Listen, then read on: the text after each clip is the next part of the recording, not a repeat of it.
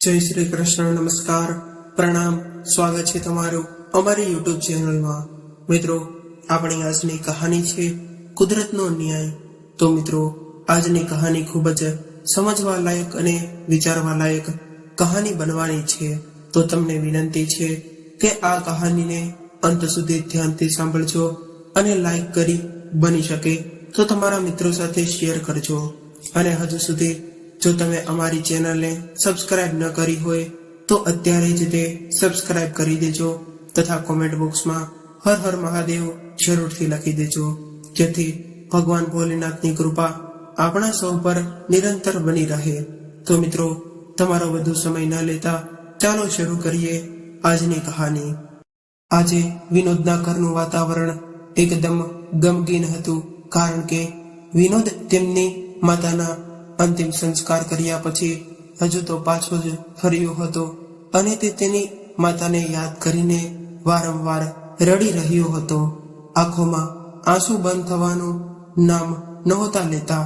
ત્યારે જ રહી રહીને તેની માતાનો અવાજ તેના કાનમાં ગુંજવા લાગ્યો અને તે અહીં તહીં જોવા લાગ્યો। પછી રડતા રડતા તેણે કહ્યું કે આજે સવારે જ મારી માતાને મને ડોક્ટર પાસે લઈ જવાનું કહ્યું હતું, પણ મેં એને કહીને ના પાડી દીધી હતી કે આજે મારે અગત્યના કામ માટે બહાર જવાનું છે। કાલે હું તમને ડોક્ટર પાસે લઈ જઈશ, પણ મને એવી ક્યાં ખબર હતી કે તેમની મૃત્યુ આજે જ આવવાની છે।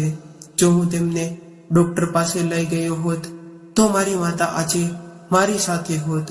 ત્યારે જ વિનોદની પત્ની લલિતા પણ આંખોમાંથી ચોધાર વહેતા આંસુ સાથે રડવા લાગી અને કહ્યું કે મારી ભૂલ હતી કે હું મારી માતાને એકલી છોડીને રાશન ખરીદવા બજારમાં ચાલી ગઈ અને મને ખબર નથી કે મારા ગયા પછી શું થયું। આખા ઘરમાં આગ ફેલાઈ ગઈ અને મારી માતા કાયમ માટે આપણાથી દૂર જતી રહી।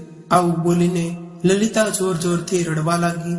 આજે એની માતાના શોકમાં પુત્ર અને પુત્રવધૂને ખૂબ રડવાતા જોઈને પડોશની મહિલાઓએ એમને શાશ્વતતા આપવાનું શરૂ કર્યું અને લલિતાના વખાણ કરતા એકબીજાની વચ્ચે વાત કરવા લાગી કે સાસુ અને વહુ વચ્ચે માં અને દીકરી જેવો જ પ્રેમ હતો, પણ આ હોનીને કોણ ટાળી શકવાનું હતું। જુઓ, તેની સાસુના અચાનક આ બનવાથી બિચારી લલિતાની હાલત કેટલી બધી ખરાબ છે અને તે રડી રહી છે। હજુ તો આવી બધી જ વાત ચાલી રહી હતી ત્યારે જ અચાનક પાછળથી કોઈનો અવાજ આવ્યો અને શું થયું, આ બધું શું થઈ રહ્યું છે? આ અવાજ સાંભળીને જ્યારે લોકોએ પાછળ ફરીને જોયું તો બધા આશ્ચર્યચકિત થઈ ગયા અને જાણે તેના પગ નીચેથી જમીન સરકી ગઈ હોય તેવું લાગી રહ્યું હતું અને ચારે બાજુ હોબાળો મચી ગયો અને લલિતાને તેની આંખો પર વિશ્વાસ જ નહોતો કરી શકતી અને વિનોદના ચહેરા પર ખુશી અને આશ્ચર્યનો મિશ્રણ ભાવ હતો, કારણ કે વિનોદની માતા વિમળાબેન તેમની સામે ઊભી હતી। વિનોદ તેમના અંતિમ સંસ્કાર હમણાં જ કરીને આવ્યો હતો। તો ચાલો મિત્રો, તમને જણાવી દઈએ કે જે માતાના અંતિમ સંસ્કાર થોડી વાર પહેલા જ વિનોદે પોતાના હાથે કર્યા હતા, તો તે બધાની સામે સહી સલામત કેવી રીતે હતી। વિનોદ વિમળાજીનો એકમાત્ર સંતાન હતો। તેના પતિના અવસાન પછી પણ આર્થિક સ્થિતિ સારી ન હોવા છતાં પણ વિમળાબેને ખૂબ જ સારું શિક્ષણ આપ્યું અને તેની તમામ સુખ સુવિધાઓનો ત્યાગ કરીને તેના તમામ સપનાઓને પૂરા કરવાનો પ્રયાસ કર્યો। વિનોદ પણ આ વાત તો જાણતો હતો અને ઘણીવાર એની માતાને કહેતો હતો કે હું તને જીવનમાં કોઈ દિવસ તબક્કે એકલી નહીં છોડું, હું હંમેશા તારી સંભાળ રાખીશ, તને દરેક સુખ સુવિધા આપવાનો હું જ સારો પૂરો પ્રયાસ કરીશ। ધીમે ધીમે સમય પસાર થવા લાગ્યો, અભ્યાસ પૂરો થયો અને વિનોદને એક સારી પ્રાઇવેટ કંપનીમાં નોકરી મળી ગઈ હતી અને એક દિવસ પણ જલ્દી આવી ગયો કે જ્યારે લલિતા વિનોદની જિંદગીમાં તેમની પત્ની બનીને આવી ગઈ વિમળાજી પણ તેમની વહુને ખૂબ જ લાડ પ્યાર કરી રહી હતી, કારણ કે તેમને કોઈ દીકરી પણ ન હતી. એટલે તેણે દીકરીના પ્રેમનો હિસ્સો પણ તેની વહુને જ આપી દીધો. લલિતાના પણ આ ઘરમાં આવીને ખૂબ જ ખુશ હતી, પણ આ માત્ર થોડા દિવસો માટે જ ચાલ્યું, કારણ કે અમૃતાને તો તેની માતા સાથે ફોન પર વાત કરવી અને પાર્ટીમાં જવાનું કે તેના મિત્રો સાથે શોપિંગ કરવાનું અને પોતાની જાત પર પૈસા ખર્ચવાનું પસંદ હતું. તેને ખરીદી કરવી ગમતી, પરંતુ જ્યારે પણ વિમળાજી તેમની પુત્રવધુ લલિતાને કોઈ પણ કામ કરવાનું કહેતા ત્યારે તે ખૂબ જ પરેશાન થવા લાગતી હતી અને તેમને ઘરની જવાબદારીઓ સાથે કોઈ લેવા દેવા જ ન હતા. હવે તે તેના સાસુમાં માત્ર ખરાબી જ જોતી હતી. ઘણીવાર તે તેની સહેલીઓને પણ ફોન પર એક જ વાત કહેતી હતી કે મને ખબર નથી કે હું કેવી જગ્યાએ આવી ગઈ છું. અહીં તો દરેકને ફક્ત પોતાની જ ચિંતા છે. હું આખો દિવસ કામ કરતી રહું છું. આ લોકોને તો આજ જોઈએ છે તેમની પુત્રવધુના નામે. તેમને તો ખાલી મુફતની નોકરાણી જોતી હતી કે આ લોકો તો એવું જ ઈચ્છે છે કે હું આખો દિવસ રસોડામાં રસોઈનું કામ કરતી રહું. આ ઘરમાં લગ્ન કરીને આવી ત્યારથી મારી પોતાની તો કોઈ જિંદગી જ નથી. ક્યારેક ક્યારેક તો મને ક્યાંય જઈને મરી જવાનું મન થાય છે. વિમળાજી આ બધું ખૂબ જ સારી રીતે સમજતા હતા કે તેમની વહુ ઘરના કામમાં ખૂબ જ તેને રસ નથી. એમને કોઈ જાજી પરેશાની ન થાય એટલે ઘરના કામની તમામ જવાબદારી વિમળાજી પોતે જ સંભાળતી હતી. તેની વધતી જતી ઉંમરને કારણે તેને કામ કરવું મુશ્કેલ લાગતું હતું. તેથી ક્યારેક તેને પોતાની વહુને ખાલી તેમની મદદ કરવા માટે કહેતી તો પણ લલિતા તેના પર ગુસ્સો થઈ જતી અને ઘણીવાર ગુસ્સામાં ડૂબતી રહેતી કે આ ઘરમાં આવીને તો મારું જીવન બરબાદ થઈ ગયું છે. એની વહુના આવા વર્તનથી કંટાળીને વિમળાજીએ તેને કોઈ કામ કરવાનું કહેવાનું જ બંધ કરી દીધું. આવી રીતે ધીરે ધીરે સમય વીતવા લાગ્યો, પણ લલિતાના વર્તનમાં કોઈ બદલાવ નહોતો આવી રહ્યો. વિનોદ પણ તેની પત્નીના આવા ઘમંડથી નારાજ હતો. જ્યારે પણ તે તેની પત્નીને સમજાવવાનો પ્રયત્ન કરતો ત્યારે લલિતા તેની સાથે પણ ઝઘડવા લાગતી. તેથી કંટાળીને તેણે ઘરના કામ કરવા માટે એક નોકરાણી રાખી લીધી, જેના કારણે તેના પર ખર્ચનો વધારો બોજ વધી ગયો. તેને કારણે તે તેની પત્નીને તેના ગેરકાયદેસર ખર્ચ માટે પૈસા આપવાના બંધ કરી દીધા. પરંતુ થોડો દિવસો પછી લલિતાએ વિનોદને એક હીરાનો હાર લેવાનો આગ્રહ કર્યો. ત્યારે વિનોદ તેની વાતોને ટાળી રહ્યો હતો. જેથી પરેશાન થઈને એક દિવસ લલિતાએ તેની માતાને ફોન કરીને આ વિશે જણાવ્યું અને કહ્યું કે માતા, હું લગ્ન કરીને આ ઘરમાં આવી છું ત્યારથી પરેશાન થઈ ગઈ છું. મારાથી હવે રોજ રોજ આ બધું સહન નથી થતું. તેમની દીકરીને આ બધી પરેશાનીઓ જોઈને લલિતાની માતાએ કહ્યું, દીકરી, તારે આ ત્રાસદાયક જીવન જીવવાની કોઈ જરૂર નથી. જ્યાં સુધી તે તારી વાત ન માને ત્યાં સુધી તું તારી જીદ પર અડેલી રહે છે. લલિતાને તેની માતાના આ શબ્દો મગજમાં સંપૂર્ણ રીતે ફિટ થઈ ગયા અને એક દિવસ જ્યારે વિનોદ ઓફિસેથી ઘરે પાછો આવ્યો ત્યારે તે ખૂબ જ થાકી ગયેલો હતો. ઘરે પહોંચીને તેમણે તેમની બેગ નીચે મૂકતા જ જોયું કે તેની પત્ની લલિતાનો ચહેરો ગુસ્સે ભરાયેલો જોયો.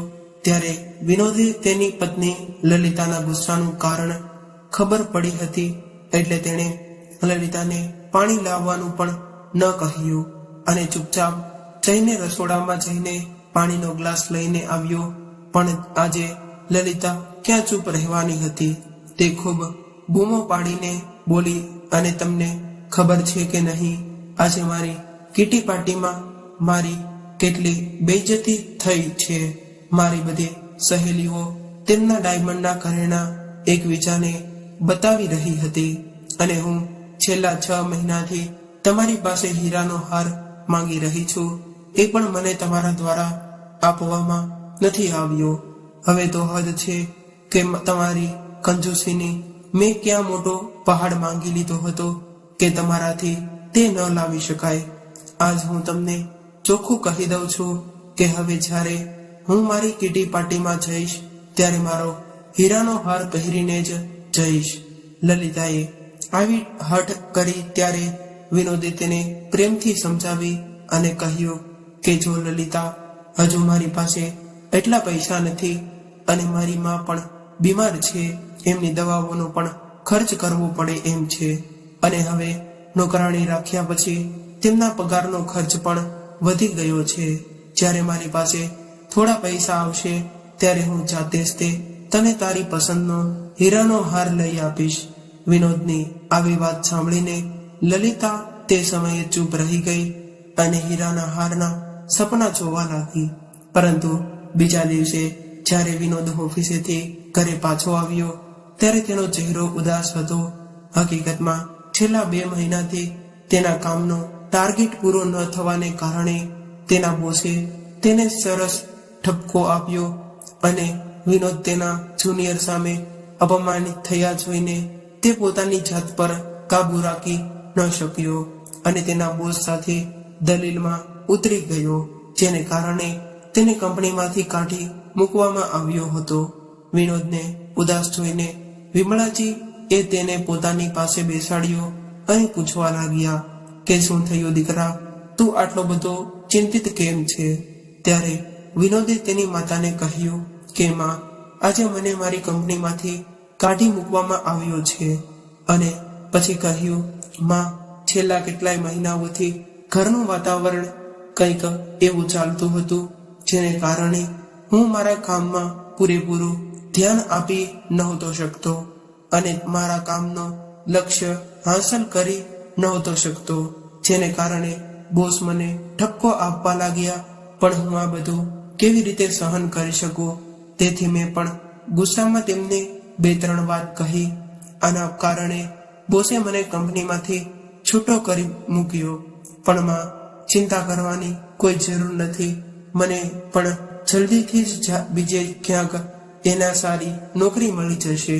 આટલું કહીને વિનોદ ઉદાસ ભાવે તેના રૂમમાં ચાલ્યો ગયો અને વિમળાજી વિચારી રહ્યા હતા કે હવે ઘરનો ખર્ચો કેવી રીતે મેનેજ કરવામાં આવશે, કારણ કે વિનોદ પાસે કોઈ બચત પણ ન હતી.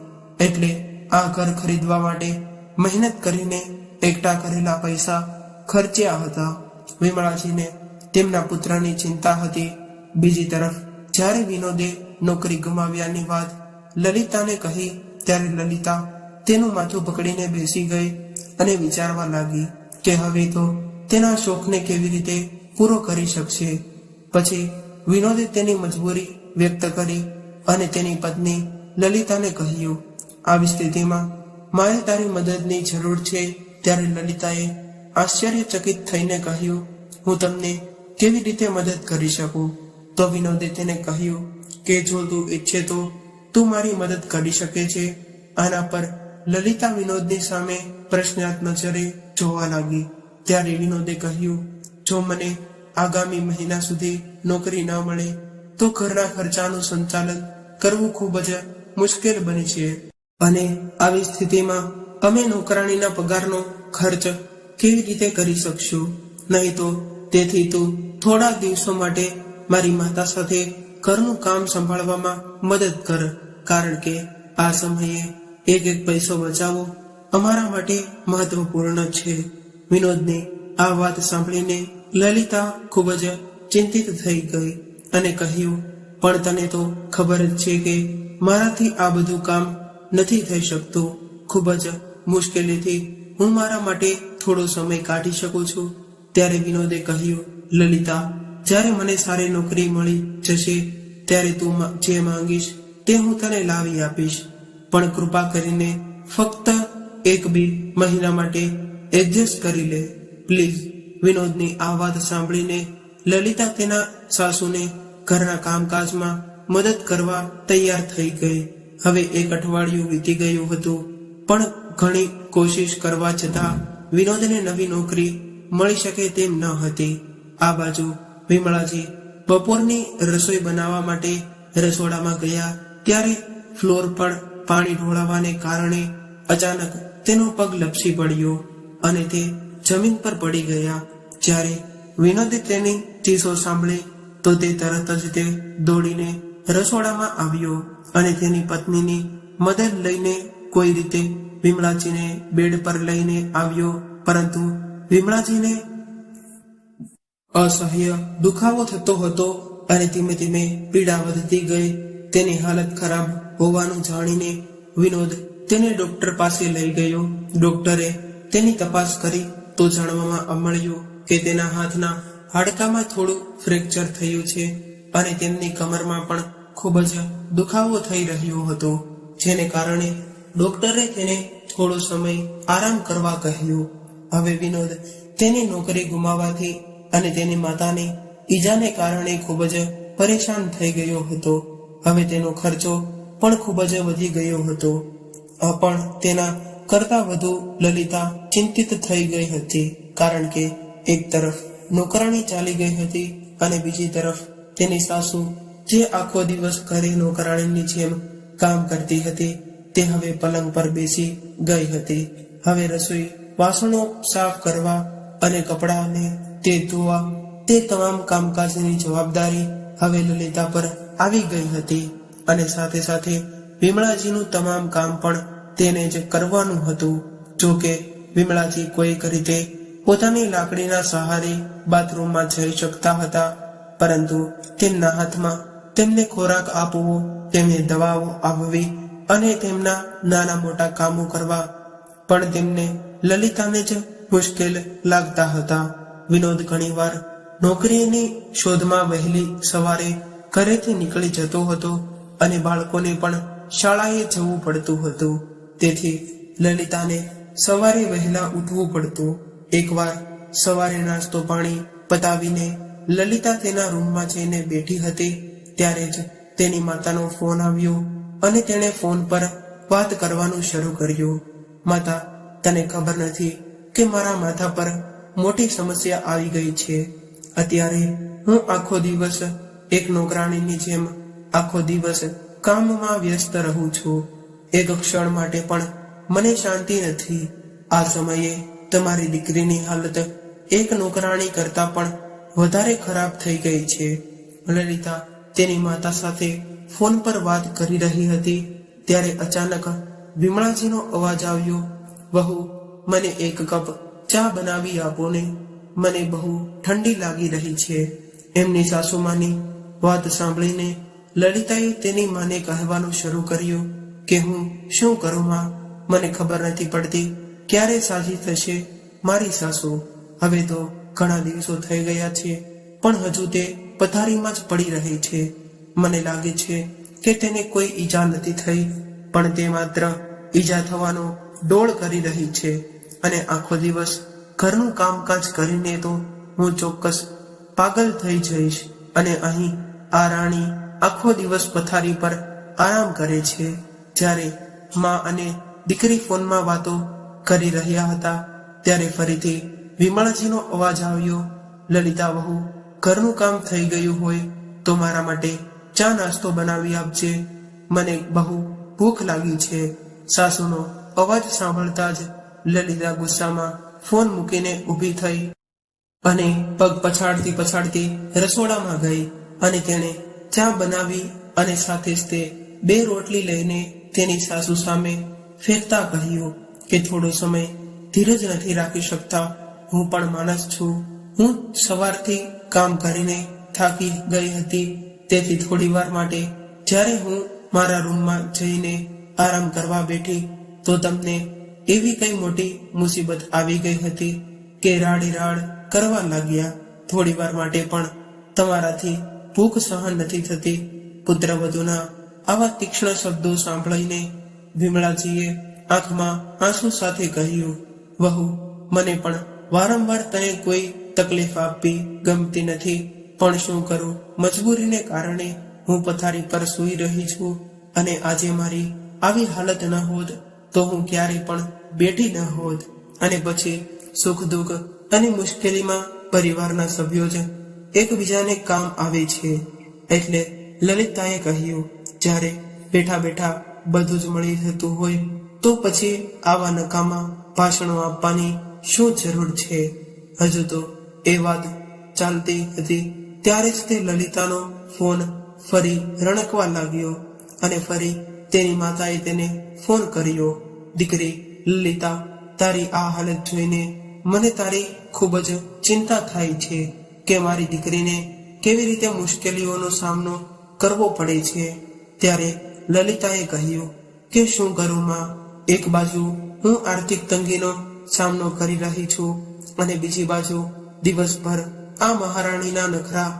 હવે તો મને કંઈ સમજાતું નથી કે આ મારી સાસુથી કેવી રીતે છુટકારો મેળવવો જોઈએ.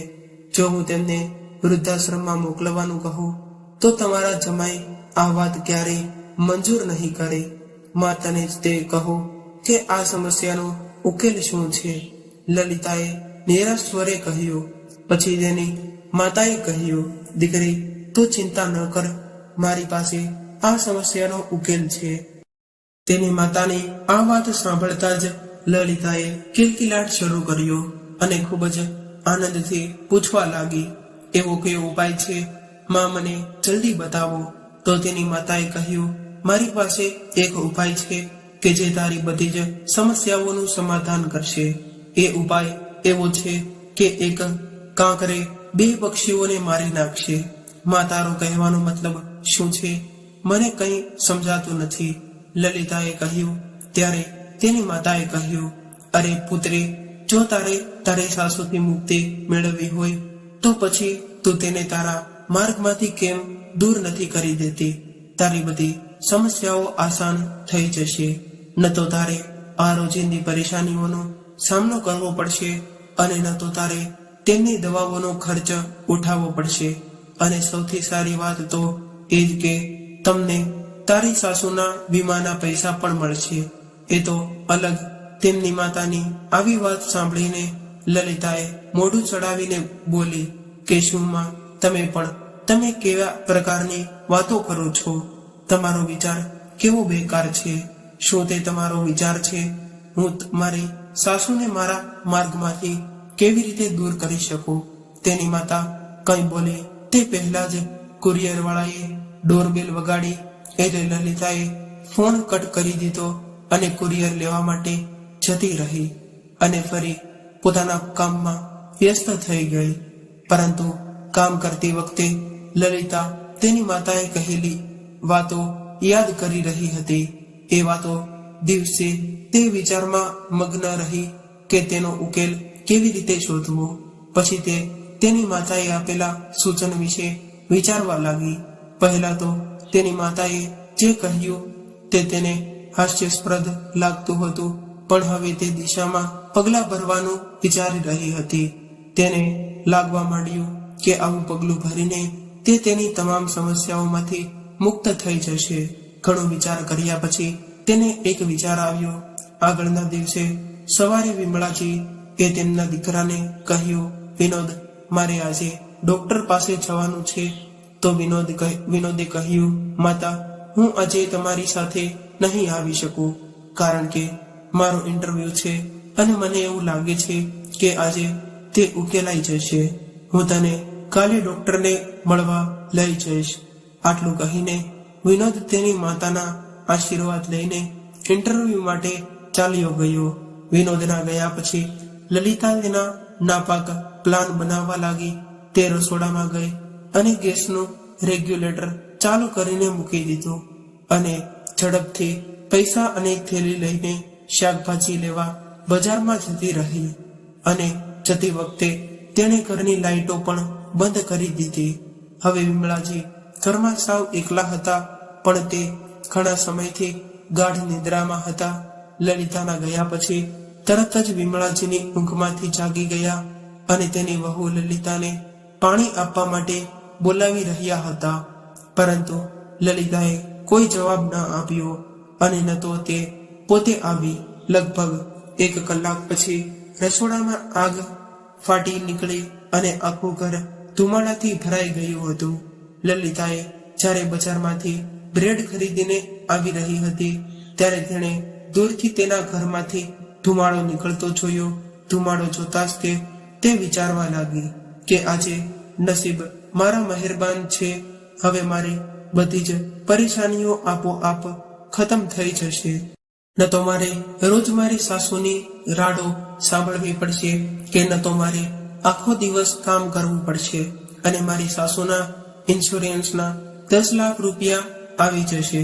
તે તો અલગ, પરંતુ તેણે તેની ખુશીનો ચહેરો પર દેખાવા દીધી ન હતી. લલિતા ઘર તરફ દોડી અને તેણે જોર જોરથી બૂમો પાડવાનું શરૂ કર્યું.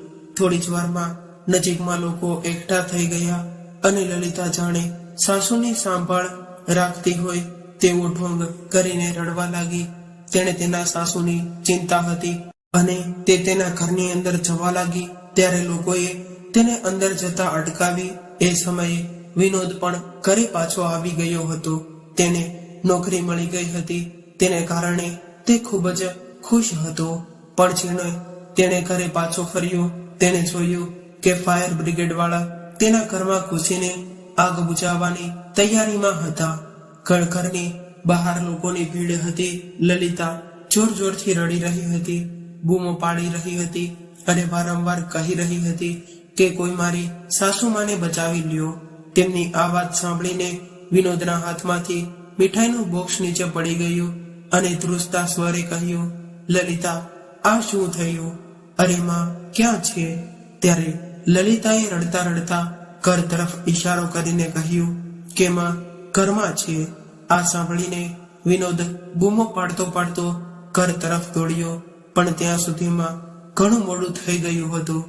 ઘરમાં લાગેલી આગ તો ઓલવાઈ ગઈ હતી, પણ અંદર જતા જ બધાએ જોયું કે એક વૃદ્ધ સ્ત્રીની લાશ પડી હતી, જે આગમાં બહાર રીતે દાઝી રહી હતી. આ બધું જોઈને વિનોદેને કહેવાનું દુઃખ હતું કે કોઈ ઠેકાણું ન રહ્યું અને માં ચીસો પાડતા વિનોદ જોર જોરથી રડવા લાગ્યો. તો બીજી તરફ લલિતા પણ જાણે તેની દુનિયા છીનવાઈ ગઈ હોય તેમ ચીસો પાડી રહી હતી. બધા સંબંધીઓને જાણ કરવામાં આવી અને 2 કલાક પછી વિમળાજીના અંતિમ સંસ્કાર પણ કરવામાં આવ્યા. ત્યારબાદ સૌ કોઈને ઘરે પહોંચી ગયા હતા. રસોડામાં ફેલાયેલી આગને કારણે રસોડા અને હોલને ખૂબ જ નુકસાન થયું હતું, જ્યારે અન્ય રૂમમાં કોઈ ખાસ નુકસાન નહોતું થયું. ક્યારે વિનોદ તેની માતાને યાદ કરતો અને ક્યારે તેના ઘરને જોતો, જે ઘરમાં તેની માતા સાથે જોડાયેલી યાદો હતી. બીજી બાજુ લલિતા રડવાનો ડોળ કરતી હતી અને ચિંતા કરતી હતી કે તેની માતા હજુ સુધી કેમ નથી આવી. વિનોદ તેની માતાના દુઃખમાં સતત રડી રહ્યો હતો, જ્યારે લલિતા પણ રડવા લાગી હતી અને દુઃખ વ્યક્ત કરી રહી હતી. આજે પાડોશીની મહિલાઓ ક્યારે લલિતાને ગળે લગાવીને સાથ આપી રહી હતી, તો ક્યારે વાતો કરીને આશ્વાસન આપી રહી હતી. લલિતાની આંખોમાંથી મગરમચ્છના આંસુ વહી રહ્યા હતા. ત્યારે જ અચાનક દરવાજામાંથી કોઈ અંદર આવ્યું અને અવાજ સંભળાયો, શું થયું? આ બધું શું ચાલી રહ્યું છે? આ અવાજ સાંભળીને લોકો પાછળ ફરીને જોવા લાગ્યા, પણ જેમણે પાછળ જોયું તે માત્ર જોતા જ રહી ગયા અને અચાનક તમામ લોકોના હાહાકાર મચી ગયો. જેવું વિનોદે પાછળ ફરીને જોયું ત્યારે તેમના આશ્ચર્યની કોઈ સીમા ન હતી, કારણ કે ત્યાં બીજી કોઈ નહીં પરંતુ વિમળાજી પોતે જ ઊભા હતા. વિનોદ તેને ત્યાં ઊભેલી જોતા જ જોર જોરથી બૂમો પાડવા મળ્યો કે માં, અને માં દોડી દોડીને વિનોદે તેને ત્યાં ઊભેલી જોતા જ તે જોર જોરથી બૂમો પાડી માં, અને દોડીને તેની માતાને ગળે વળગી ગયો અને વિમળાજીને પોતાની સામે ઊભેલા જોઈને તેની વહુ લલિતાની આંખો ફાટેલી રહી ગઈ અને તેને લગભગ ચક્કર આવવા લાગ્યા અને તે પડી ગઈ. તે કંઈ સમજી શકે તેમ ન હતી અને તે વિચારી રહી હતી કે આ કેવી રીતે શક્ય બને છે કે તે તેની માતાને તેના અંતિમ સંસ્કારની તે હમણાં જ ઘરે પરત ફર્યા હતા. તે તેની સામે જીવંત અને સલામત ઊભી હોય અને જો વિમળાજી અહીંયા ઊભા હોય તો એ મહિલા કોણ હતી કે જેના અંતિમ સંસ્કાર તેણે થોડી વાર પહેલા જ કર્યા હતા.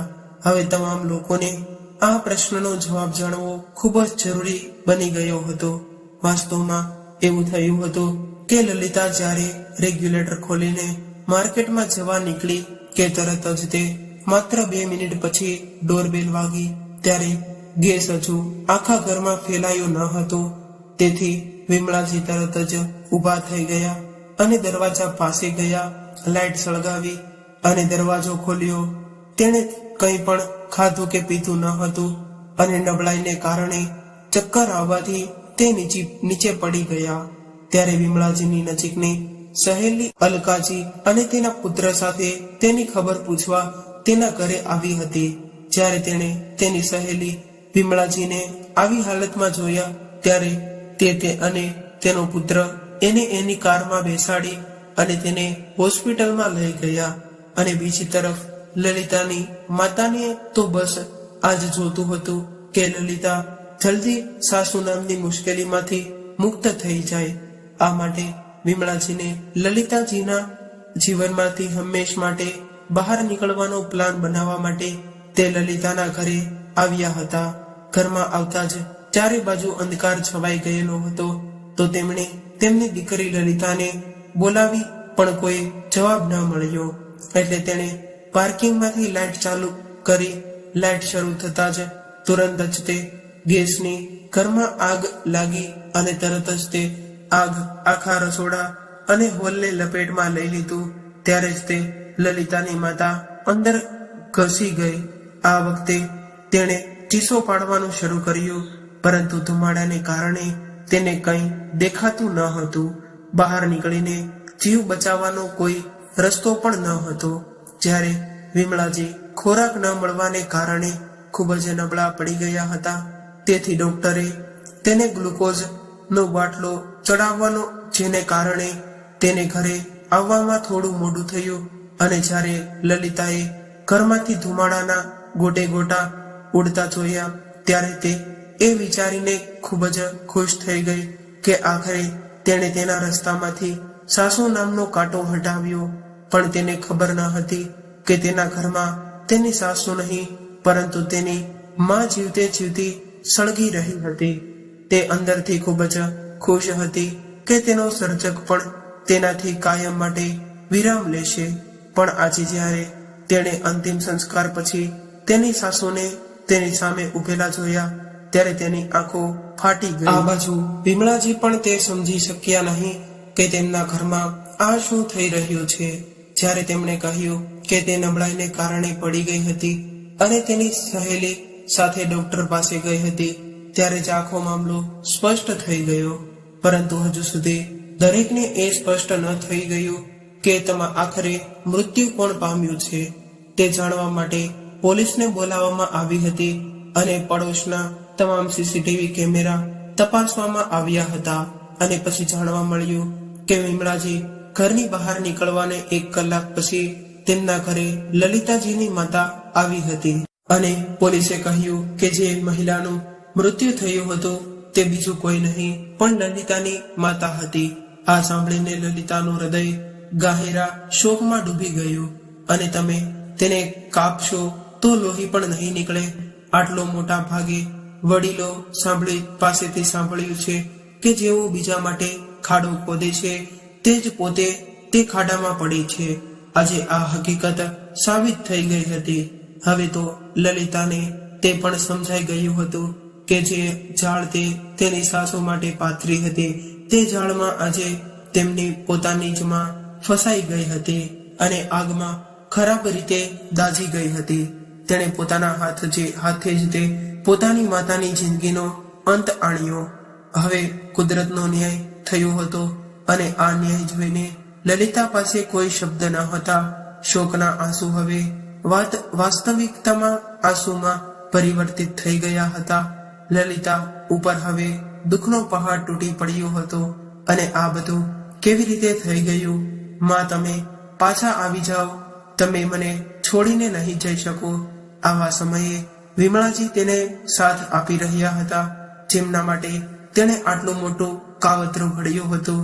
તે તેની સંભાળ રાખી રહી હતી, તેને પકડી રહી હતી અને તેના ખભા પર માથું ટેકવીને તેને પ્રોત્સાહિત કરી રહી હતી. સાસુના પ્રેમને જોઈને તેનું અંતર્મન તેને ધિક્કારી રહ્યું હતું. તે શરમાઈ ગઈ હતી, પણ કદાચ તેને ખ્યાલ આવતો હતો અને સમય લાગ્યો હતો. લલિતાના જોરથી રડવાનો અવાજ આખા ઘરમાં ગુંજી રહ્યો હતો, પણ આ બધું કુદરતે તેને આપેલા તેમના કર્મોનું પરિણામ હતું. તો મિત્રો, તમને આ કુદરતનો ન્યાય કેવો લાગ્યો? કોમેન્ટ બોક્સમાં જરૂર જણાવજો. આ કહાની પસંદ આવી હોય તો વિડીયોને લાઈક તેમજ તમારા અન્ય મિત્રો સાથે શેર કરજો. અને આવી જ કહાની સાંભળવા માંગતા હોય તો આ ચેનલને સબસ્ક્રાઇબ જરૂરથી કરજો. તો ચાલો ફરી મળીશું એક નવા કહાની સાથે. ત્યાં સુધી સૌને મિત્રોને મારા જય શ્રી કૃષ્ણ, રાધે રાધે, હર હર મહાદેવ. આ કહાનીને પૂરી સાંભળવા માટે ખૂબ ખૂબ આભાર. Thank you.